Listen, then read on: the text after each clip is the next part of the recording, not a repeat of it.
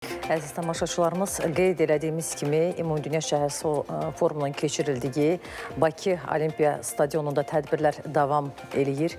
Əməkdaşımız Zemfira Rəcəb oradadır. Yenidən ona qoşulacağıq. O bizə məlumat versin ən son yeni xəbərlər barədə. Zemfira, bir daha səni salamlayıram və eşidirik. Buyur, fikirlərini bizimlə bölüş.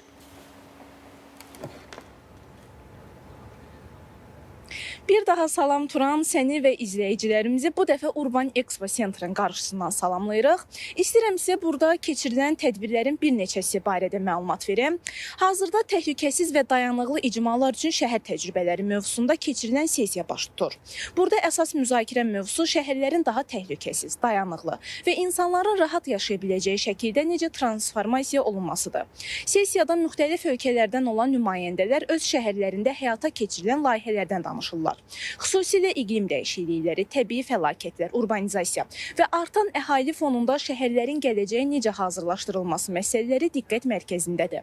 Burada vurğulayırlar ki, müasir şəhərsalma artıq yalnız yeni binaların tikilməsi demək deyil. İnsanların təhlükəsizliyi, yaşıl zonaların artırılması, ictimai məkanların yaradılması, nəqliyyatın əlçatanlığı və fövqəladə hallara hazırlıq kimi məsələlər də əsas prioritetlər sırasında yer alır. Tədbirdə müxtəlif şəhərlərin təcrübələri paylaşılır. Məsələn, bəzi şəhərlərdə köhnə sənaye ərazilərinin yenidən yaşayış üçün qurulması və ictimai məkanların çevrilməsi. Bəzi yerlərdə isə iqlim risklərinə qarşı xüsusi urban layihələrinin hazırlanması ilə bağlı nümunələr təqdim olunur. Tədbirlər davam edir, müxtəlif sessiyalar, müxtəlif pavilyonlarda müxtəlif mövzular müzakirə olunur.